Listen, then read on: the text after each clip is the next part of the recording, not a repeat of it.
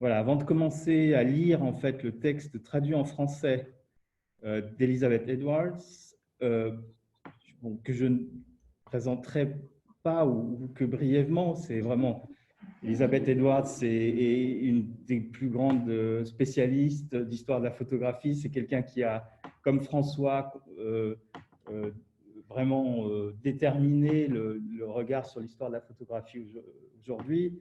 En particulier donc anthropologue, professeur d'abord à Londres, puis à Leicester, à l'université de Montfort, où elle a conçu tout un département d'études photographiques où exerce aujourd'hui Kelly Wilder. Son livre The Camera as Historian a été, parmi d'autres, un grand jalon vraiment dans les méthodes d'histoire de la photographie et qui nous réunissent ici tous. Donc, je suis vraiment extrêmement honoré et je pense que toute l'équipe d'organisation est très heureuse de pouvoir accueillir Elizabeth Edwards à distance. I'm so sorry that you're not here physically, but I guess you're on Zoom. I see you on Zoom. So maybe maybe you want to say hello to everybody, because before I read your text in French, and then you'll be here also for the discussion and answering the questions. Okay. Merci Christian. Bonjour tout le monde. As Christian will say, my spoken French is very bad, so I will spare you that. But it is an enormous honor to be here. And I'm hoping to listen to as many of the papers as I can. And I'm enormously grateful to Christian and to Mathilde for organizing the translation of my paper, so it'll be so much easier for everybody working on Zoom, because it's very difficult, I know. And well, over to Christian. I just hope that Francois would have liked this paper. What do you think, Christian? I'm sure he will.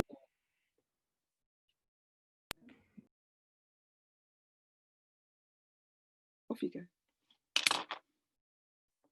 Okay, it's my turn. Yes, yes.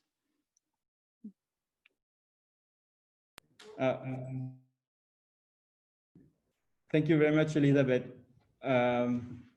We have technical, well, we don't have a technical issues, but it's quite a manipulation to switch off the headphone, je sais pas comment on appelle ça, les speakers and switch on the mic. But that's done. Thank you very much, and I'm sure François would have loved your paper. So I'm going to read it in French, and then we'll have that discussion, and I'll translate the questions or answers or whatever.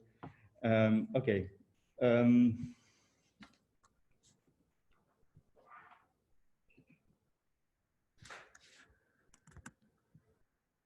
I was just going to say, is it easier for me to share my screen because I can follow you?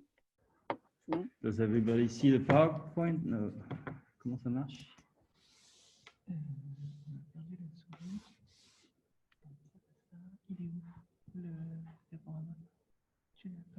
Ben si, mais il est sur un autre écran. Voilà, il est là. J'espère que tout le monde voit ça. Ouais, j'espère. Ouais, ça marche. Alors, je suis très honoré, je parle pour Elisabeth, mais également triste qu'on ait pensé à moi pour cet hommage à François Brunet. Je regrette simplement que cet abominable virus nous empêche de nous réunir autour de ces interventions qui prouvent à quel point l'œuvre et l'héritage de François sont importants. Néanmoins, ma contribution sera lue en français par Christian, c'est moi, et je remercie sincèrement l'agence Lingua Traduction de Lille de s'être chargée de la traduction pour moi, surtout que cela nous évitera de subir mon français, ce qui nous ferait beaucoup souffrir. Je suis sûr que non, mais je lis quand même les phrases qui sont écrites. Je suis sûr que vous me comprenez. Je ne me souviens pas quand j'ai découvert l'œuvre de François. Ce souvenir s'est perdu dans la nuit des temps. Ensuite, quand nous avons appris à nous connaître, nous avons beaucoup échangé et triturer des idées dans tous les sens. J'ai été très influencé par son travail car nous partagions le même intérêt historiographique. J'ai découvert une façon de faire qui était tout simplement différente et cela m'a vraiment séduite.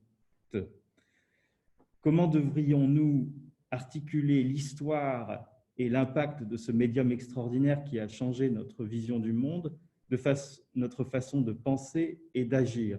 Les leçons de l'histoire de l'art nous ont guidés sur une partie du chemin, mais rapidement, face à la masse grandissante des photographies, il a fallu innover.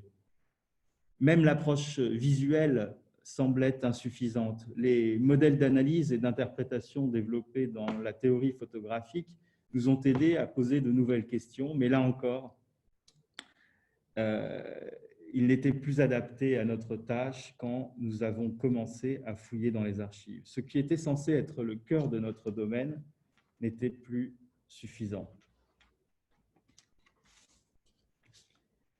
Dans les occasions comme celle-ci, il est habituel de parler de quelque chose qui, on l'espère, aurait intéressé la personne dont nous honorons la mémoire. Dans cet esprit, je vais donc parler brièvement d'un aspect de mon travail actuel.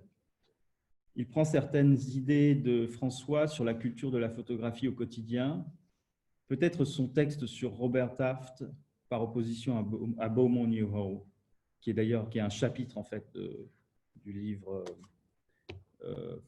Photographie, histoire et contre-histoire. Il recoupe également ses idées sur la photographie, l'histoire et la mémoire. La photographie, histoire et contre-histoire, a eu ici une influence particulière car il aborde les multiples façons dont les photographies ont pénétré l'imaginaire historique et façonné une vision du passé. À en juger par les présentations de ces 2 jours, c'est aussi une chose qui aura un impact sur notre vision collective de cet héritage.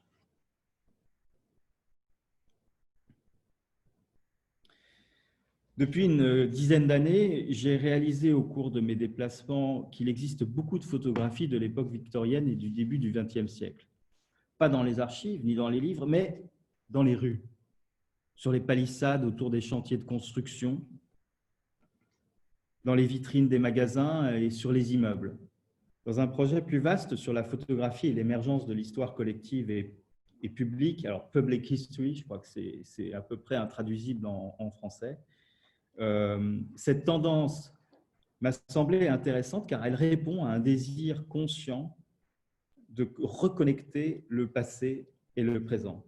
Alors que les photos sont toujours utilisées sur les panneaux historiques, entre guillemets, des parcours de découverte du patrimoine et autres, l'avènement de l'ère numérique a changé l'échelle et l'intensité des photos historiques dans l'espace public comme expérience et métaphore. Je ne suis pas sûr de la direction à prendre. S'agit-il simplement d'une digression de mon projet plus vaste sur les photographies et l'émergence des petites histoires publiques, Public History, ou cela pourrait-il devenir autre chose? Ce document est donc un peu prématuré. Je vous prie de m'excuser pour la qualité des images. Elles ont été prises comme aide-mémoire et pas pour montrer dans une conférence. Beaucoup ont été prises avec un iPhone au milieu de la route ou en arrêtant la circulation aux heures de pointe de Londres, ce qui n'améliore pas la qualité. L'espace urbain contemporain baigne dans le passé. Il y a toute une littérature sur le sujet, cultivée par les théoriciens de la culture, des géographes, des urbanistes, des théoriciens de l'architecture, des historiens, que je ne peux pas aborder aujourd'hui, mais elle a une influence sur ce que je vais dire. Comme je l'ai indiqué, je m'intéresse surtout à l'utilisation des photographies dans l'espace public et à l'émergence d'une nouvelle tendance basée sur la facilité de reproduire, redimensionner et restaurer les photos à l'ère du numérique. Bien sûr, les marqueurs visuels ont été utilisés pour identifier l'histoire de l'espace urbain, au moins depuis le XVIe siècle. Cependant, l'omniprésence croissante des images historiques introduit une autre narration visuelle. Les photos apportent à l'espace public un nouveau type de marqueurs du passé, pas de statues ou de plaques commémoratives des célébrités, mais plutôt l'aspect réel et immédiat du passé projeté dans le présent. L'histoire n'est pas simplement visible sur place, elle s'incarne aussi dans des personnages réels. Toutes ces photos qui réapparaissent prennent des formes diverses, mais sont toutes liées à des expériences personnelles, entre guillemets. Elles réintègrent le passé dans la vie actuelle. Ainsi, les photographies dans l'espace public ont contribué à la concentration des valeurs patrimoniales, entre guillemets, comme l'a fait remarquer Dolores Hayden, spécialiste de l'architecture et de l'urbanisme. L'étude de l'histoire sociale de l'espace urbain suppose de prendre en compte les arts publics ainsi que la préservation urbaine, tandis que les photos sont au cœur des discussions sur le patrimoine public. Comme je l'ai déjà dit, l'invasion photographique actuelle prend plusieurs formes. Il y a bien sûr les initiatives d'artistes, comme le projet Écrire sur le mur de Simon Hattie, dans les anciens quartiers juifs de Berlin-Est en 1992-1993. Dans cette œuvre élégiaque, les photographies de la communauté juive avant sa disparition ont été projetées sur et dans l'espace où les juifs de la classe ouvrière en particulier ont vécu et d'où ils ont été déportés. Néanmoins, malgré la puissance de ces œuvres, je m'intéresse à des interactions et des utilisations plus modestes des photographies pour ramener l'histoire dans l'espace urbain. Les photos sont absorbées par les paysages visuels de la vie quotidienne. Certaines initiatives viennent d'entreprises pour légitimer les changements du paysage urbain en affirmant la continuité avec le passé. Dans ce projet, dans le projet Crossrail de Londres, présenté comme le plus grand projet de génie civil en Europe, les innovations majeures de la gare Paddington sont à la fois articulées photographiquement et ancrées volontairement dans l'ingénierie du 19e siècle. De la passerelle entre la gare principale et les stations de Hammersmith et City Circle, on peut voir, donc c'est ici, sur cette diapositive, on peut voir le bâtiment du métro et Paddington, donc j'imagine sur le bâtiment du métro et Paddington, la figure fantomatique de Brunel participant à la continuité historique grâce à des photos. Des travailleurs qui ont survécu grâce à ces merveilleuses photos. Tout l'espace est relié au voisinage historique. Les photos de la main-d'œuvre d'origine remplissent l'espace autour de la station. L'ingénierie moderne est visiblement alignée sur Brunel et les réalisations du 19e siècle. Un autre exemple plus modeste de l'ambition de ces entreprises de participer à ces processus sociaux de communauté et de mémoire est celui de Sainsbury, la grande chaîne de supermarchés à la gare de Leeds. Cette topographie photographique renforce la continuité du lieu, mais surtout, elle fait revivre le passé pour que les espaces morts ou transformés se réapproprient leur histoire grâce à la photographie. Il se produit quelque chose de très similaire à Swindon, une ancienne ville ferroviaire plutôt morne, où les photographies ont été utilisées pour réanimer, redonner vie au patrimoine ferroviaire à l'origine de la ville. Le village modèle, avec ses logements de cheminots, a vu le jour dans les années 1840, avec l'école, l'Institut de mécanique et les services de santé, ce dernier ayant connu un tel succès que près de 100 ans plus tard, il est devenu le symbole du service national de santé britannique. Donc, c'est un village moderne, aussi grâce aux énormes dépôts de matériel de l'autre côté de la route. Alors, les photos qui permettent de descendre l'histoire dans la rue et dans la vie quotidienne. Alors, ce sont ces photos qu'on voit ici. Ici, les photographies d'ouvriers des 19e et 20e siècles sont collées sur les palissades autour des bâtiments du village ferroviaire, à l'abandon depuis des années. Ces photos deviennent des marqueurs de sa renaissance en ranimant la conscience du passé autour des bâtiments et des espaces. Les photographies perturbent la relation entre l'excès de mémoire et ce qu'on pourrait supposer être un passage du temps. Cela se traduit par la qualité exceptionnelle des photographies sous forme d'inscriptions aléatoires. C'est ça, oui.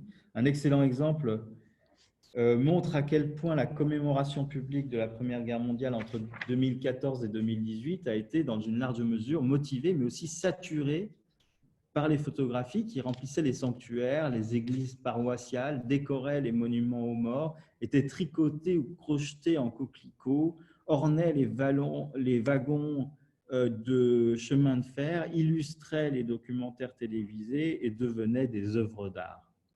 Cependant, nombre de ces illustrations historiques concernent l'ordinaire et le quotidien, la continuité de l'espace, du lieu, de la communauté et de l'identité. Pour développer mon argumentation, je voudrais revenir sur la première exposition d'une longue série sur l'histoire locale organisée dans la petite et jolie ville de Leeds, dans le Sussex, il y a quelques années. Cette exposition, organisée par une résidente locale, Brigitte Lardinois, de l'Université des Arts de Londres, se voulait être une expérience sur l'influence des photographies victoriennes et édouardiennes dans l'espace public. Quel a été l'impact sur l'imagination historique, le sens du lieu et la communauté? Leeds est le siège de Reeves, une entreprise photographique locale des plus anciennes et les plus documentées du Royaume-Uni. Leur premier studio a ouvert ses portes en 1854, lors de la révolution des procédés sur plaque humide et des procédés à l'albumine. Des générations de collectionneurs ont tout conservé pour que les historiens puissent reconstituer, entre autres, la démographie de la clientèle, l'évolution des styles, les modèles de commande et bien sûr les transformations de Leeves. Je ne sais pas si je prononce comme il faut, ça s'écrit L-E-W-E-S, donc les transformations de cette ville au fil du temps. Le temps est au cœur du projet Histoire vue à travers une plaque de verre. Des photos historiques de Leeds réalisées pour la municipalité par Reeves, donc cette entreprise, ont été copiées en numérique haute résolution et montées sur des caissons lumineux pour des projections dans l'espace public. Des photos rétroéclairées ont été placées dans les vitrines du magasin et sur les fenêtres de la maison figurant sur ces photos. Si je comprends bien, il y a une forme de mise en abîme. De sorte que la rue est devenue un musée par réflexion et changement d'échelle. Les caissons lumineux ont permis d'agrandir simultanément les photographies, mais pas de manière massive. De représenter l'histoire de Leeves en une succession de rencontres miniatures en forme de diamants qui scintillent dans leurs espaces. Je ne l'ai malheureusement jamais vu de nuit, mais cela devait être spectaculaire dans l'obscurité. Selon la théorie de l'histoire de Michel Serres, le sens du lieu s'est multiplié et replié. La projection rétroéclairée des caissons lumineux accumulait des couches de réflexion, y compris celle du spectateur debout dans la rue. En nourrissant la mémoire collective, la nature même de ces photos, pour citer, ou la nature même de la photographie, si je comprends bien le texte, pour citer une phrase bien connue de Roland Barthes, le « ça a été » se transforme en « ici, maintenant ». Les boîtes à lumière ont stimulé à la fois l'absence et la présence, un sens du passé avec un lien profond avec celui-ci. En tant qu'histoire publique, le projet a stimulé l'utilisation de la rue pour se réapproprier le passé. En effet, une librairie d'occasion, de livres d'occasion, a mal vécu son exclusion de l'histoire, alors qu'elle est située dans un des bâtiments historiques les plus anciens de la ville. Sa revendication, affichée dans la vitrine, renvoie à l'ancienneté du bâtiment et son succès auprès des photographes. Les boîtes à lumière, ces caissons lumineux, sont devenus des objets de culte lorsque les spectateurs, souvent très âgés, se tenaient tranquillement dans la rue pour contempler le spectacle. On m'a dit que ces photos ont attiré des gens venus de loin en minibus, des seniors natifs de Leeds. C'est devenu un album de famille ouvert dans la rue, vu par les habitants du quartier et les passants, absorbés par les problèmes de la vie. Les histoires locales jouent maintenant un rôle important dans la vie quotidienne. Il faut noter que ces caissons lumineux ont déclenché des échanges mémorables entre les personnes, souvent de parfaits étrangers, créant ainsi ce que Macquarie appelle l'intimité ambiante entre les étrangers dans un ouvrage sur la projection sur écran dans l'espace public. J'ai moi-même vécu cette expérience. Moi-même, Elisabeth, j'ai vécu cette expérience. On a beaucoup écrit sur les relations entre photos et langage, sur la manière dont les photos deviennent des interlocuteurs, car elles éclairent les conversations qui n'auraient pas eu lieu sans elles. C'est précisément ce retour aux photos historiques qui joue un rôle vital pour ranimer l'intérêt pour l'histoire, pour les histoires locales. Les photographies sont importantes pour expliquer beaucoup de choses, mais aussi pour créer une dynamique au sein de l'espace public et pour montrer le pouvoir du lieu, des paysages urbains ordinaires qui nourrissent la mémoire publique des citoyens. Une expérience qui englobe le temps et l'espace partagé, l'expérience quotidienne de la rue, devenant un espace scénarisé par les photographies. Le paysage urbain offre un lien entre les fragments. L'espace historique lui-même se transforme en produit culturel, défini par des photographies qui deviennent un vecteur d'immédiateté et de pertinence historique, d'immédiateté et d'appropriation. Ces questions sont à la base de mon projet plus vaste. Et en cela, je pense qu'il présente également quelques défis quant à la façon d'écrire sur la photographie. Si j'ai fait ressortir les aspects les plus abstraits et métaphoriques du travail des longues photographies du 19e siècle à travers l'expérience visuelle de l'espace urbain contemporain, grand et petit, il est fondé sur une appréciation de la photographie incapablement réaliste et ouverte sur le monde. C'est ainsi que cela s'est passé. Un tel réalisme naïf a été anéanti par la théorie photographique, mais le fait ethnographique reste que la plupart des gens attendent de la photographie un lien intime avec une perception du passé qui parle de leur propre identité dans le présent. Nous devons donc comprendre que, en tant que processus culturel et même politique, l'histoire est elle-même continuellement et consciemment gonflée, entre guillemets, dans l'espace public comme imagination privée, civique et historique. L'omniprésence croissante des photographies historiques dans l'espace urbain participe à ce processus et, car nous sommes tous sensibles à leur présence, nous les voyons partout. Nous devons donc nous poser davantage de questions en matière d'historiographie. Quel est l'enjeu de l'utilisation de ces photographies pour imaginer un espace en particulier? Quels sont les schémas de l'autorité historique qui sont à l'œuvre? Comment le passé est-il transposé dans le présent? Par quelles actions sociales? De quoi se souvient-on et dans quelles conditions? Pour revenir au travail de François, ma réflexion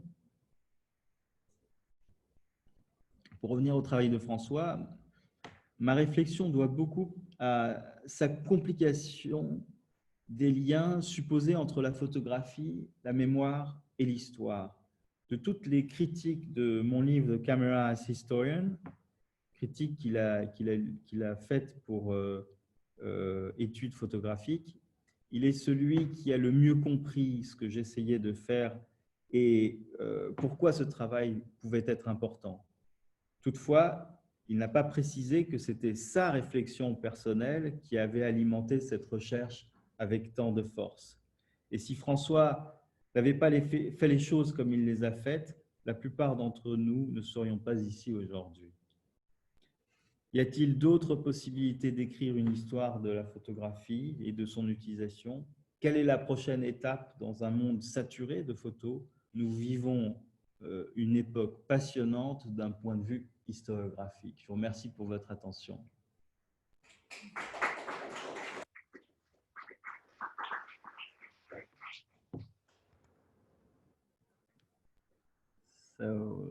Je vais revenir à Zoom.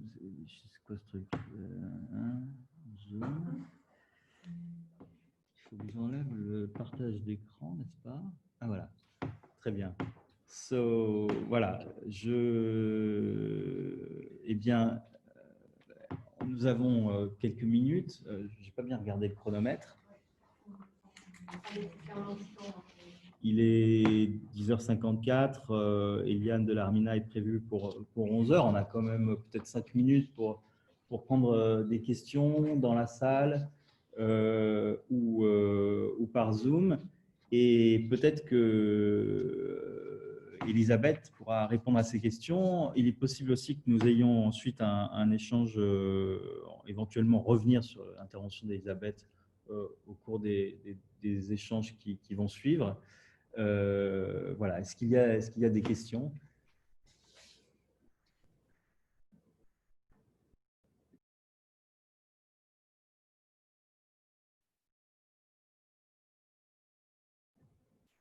Sur Zoom, si quelqu'un souhaite poser une question, c'est tout à fait possible. Il suffit de lever la main et ensuite de réactiver, lever la main avec la petite fonction lever la main. Je ne sais pas où elle est, mais il y en a une.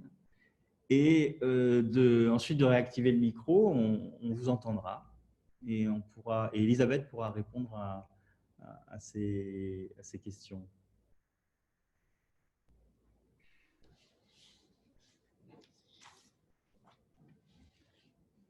Non, alors on est tous à la fois émus et fascinés par ce travail. Je voudrais peut-être, moi, du coup, poser une question à Elisabeth. Elisabeth, I have maybe to start the discussion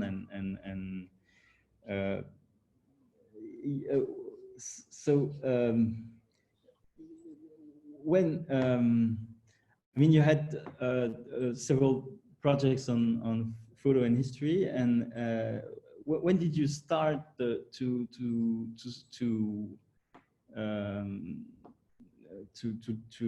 reflect on that history of on that usage of photos in public history? Did this happen to after you wrote the book on the camera as historian? I mean, the fact that you saw all these images, or was it the main reason because for which you wrote the camera as historian? So when did that start?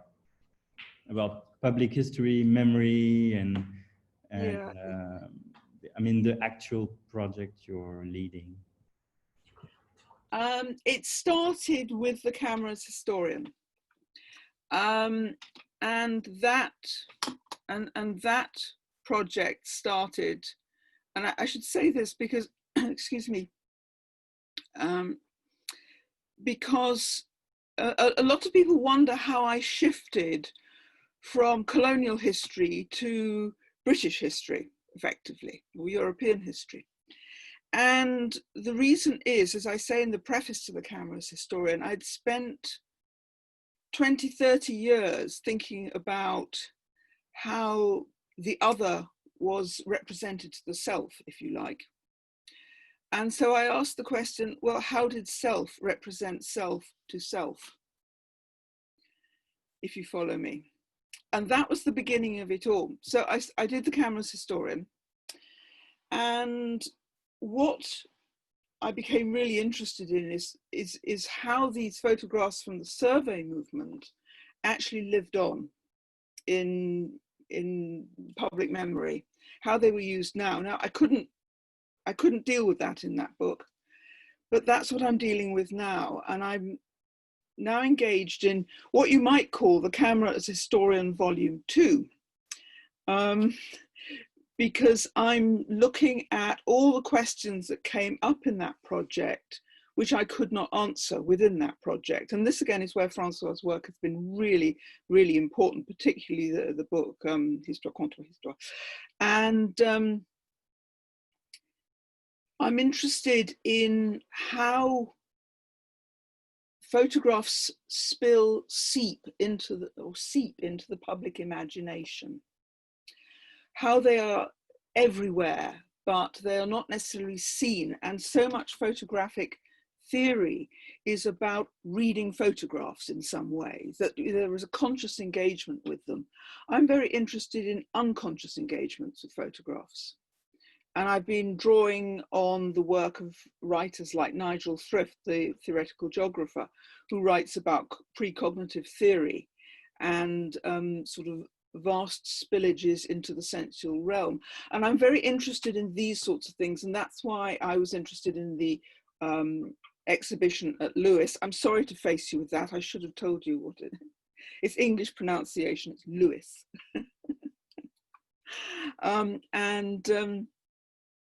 That was my fault, I should have warned you. And so I've become very interested in the different manifestations of photography as public history.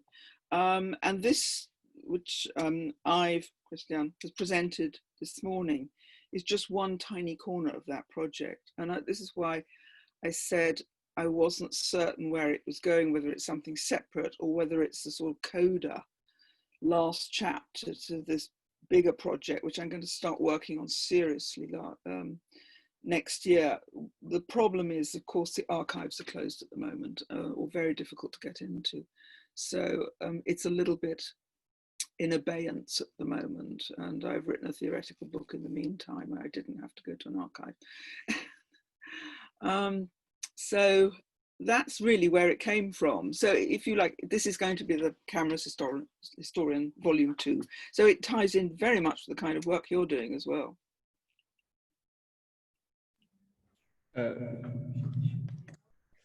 Thank you very much, Elisabeth. Just peut-être un tout petit résumé en français.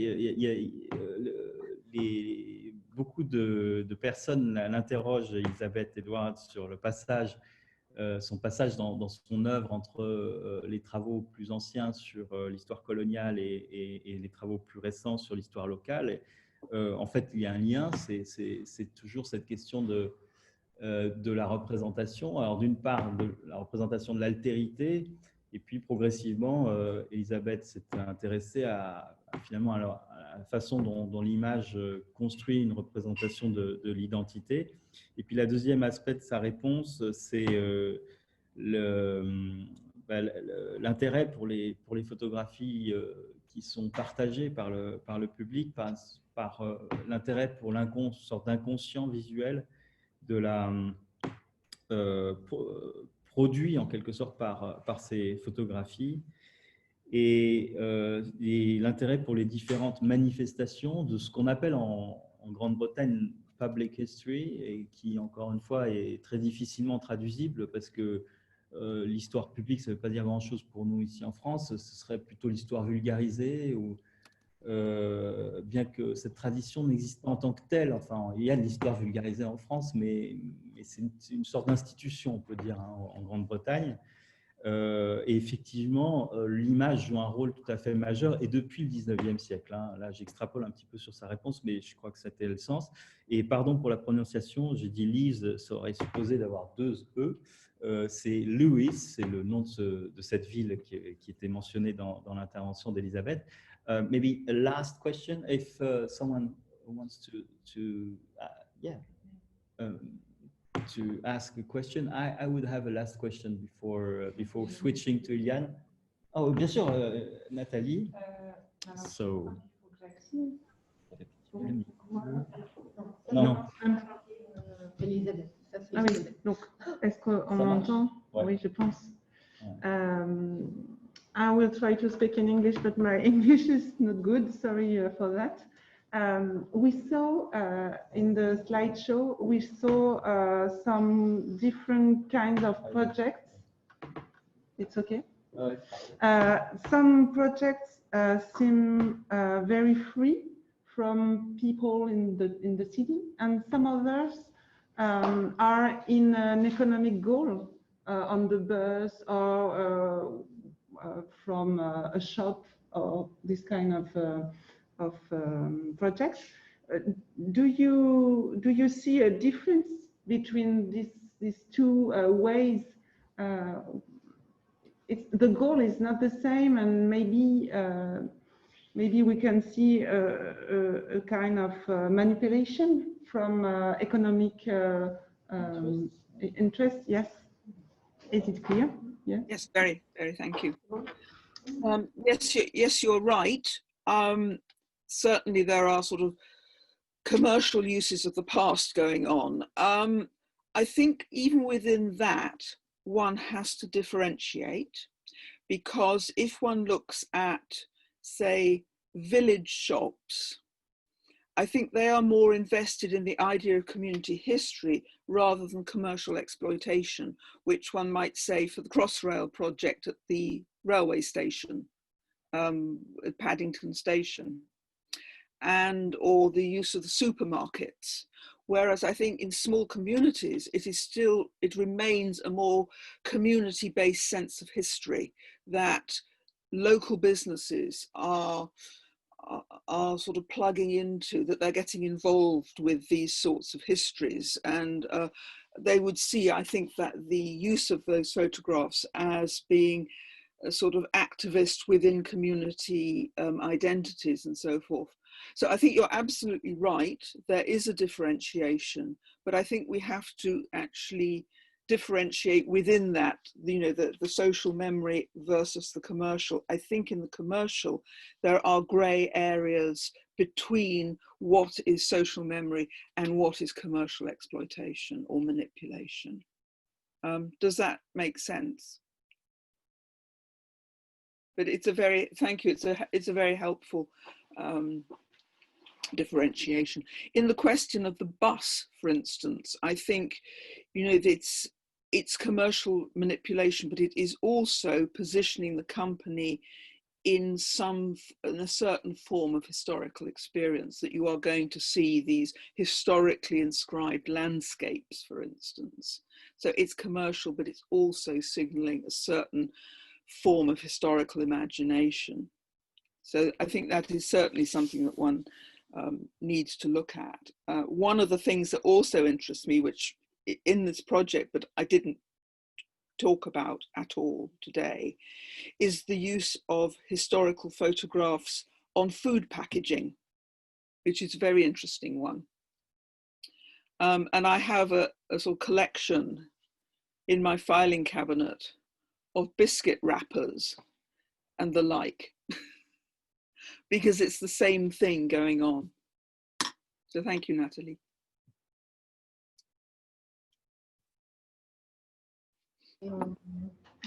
Thank you very much. Thank you very much, Elizabeth. That's a fascinating following up of your project.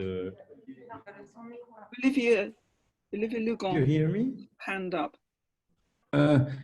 J'avais de la peine avec le signe, le signe lever la main. Est-ce que je peux encore poser une question?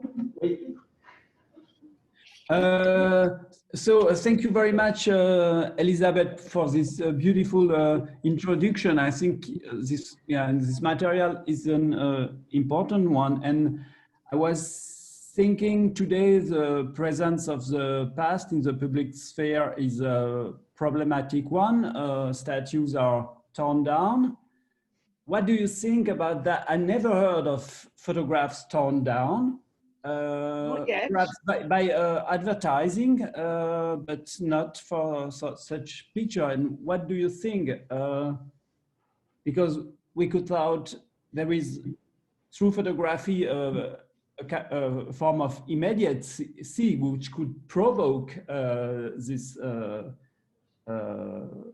feelings. It has to be toned down. But on the other hand, as you said, there is also this kind of personal, more personal relation to the past through photography. And how do you see that between the authoritative presence of commemoration in the public sphere and what changed photography in that?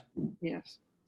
I think that photographs that are put into the public sphere like this are very carefully chosen, particularly ones that are going into very large public spaces as opposed to small communities. And I think going back to the last question, we have to differentiate there. It's interesting, I gave a version of this paper at another seminar a couple of years ago when I started working on it. And somebody asked me a very similar question: whose history are we looking at here? And this is very much tied into the debates about public history at the moment. And I think it depends how one thinks about photography. And I think if this is going to carry on, which I think it will, this use of photographs in the public space, I think we actually need a much more informed public debate about what photography is and what it does. And that debate isn't there in the public sphere very much at the moment, except around very specific images and very specific issues. And at this seminar, one of the questions that came up was, well, and it was around those photographs of Paddington Station that are on the walkway. There are about 6, sorry, I haven't got control of my own PowerPoint, so I can't show you. But it's that photograph of Paddington Station. And somebody said to me, yes, but this is a corporate history. You know, what about the workers? What about the immigrants into London in the 19th century? And actually they're there. It depends how you read those photographs in the public space, because of a lot of the workers that are in those photographs hand digging the tunnels for the London Underground in the 1860s and 70s were actually immigrant Irish workers. So if you take it back one, I think,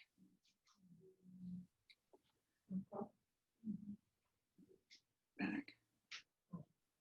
La. This photograph next to Brunel, it's full of workers, as is the one below it. Now, if you take a view of photography as tracing social being, which I have in other contexts, there's a very strong presence of, say, immigrant labor in those photographs. But I think it needs to be pointed out to people in the public space. But the problem is, of course, that people don't sit and read captions in the public space. And this is why I'm very interested in some of Nigel Thrift's theories about precognitive absorptions and sort of low intensity absorptions of images in the public space. And there's been a lot of debate about this around advertising photography, for instance, kind of work that Paul Frosch does. So I think, you know, there are, we all know, all of us here know that there are multiple histories that are embedded in photographs. And I think the challenge of using them in the public space, as Olivia has just pointed out, is how do we work with those different histories? And I think it's very difficult in a public space where you cannot expect people to read small essays on the wall. They rush past eating a sandwich. They very rarely look closely.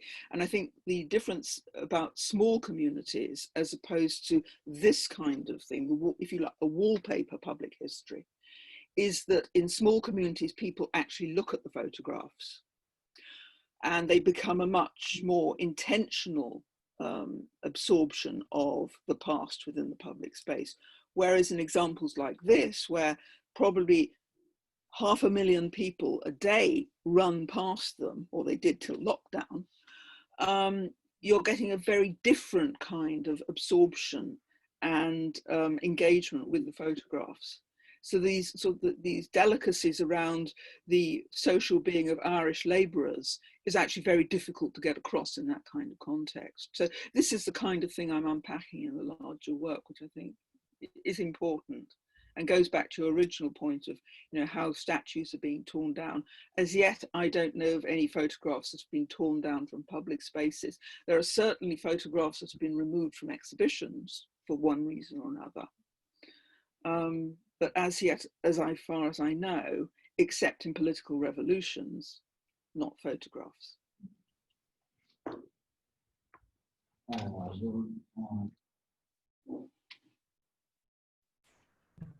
Okay, thank you very much, Elizabeth. That's a fascinating topic. So we could discuss hours on these photographs, and I'm really fascinated. But we have to move on.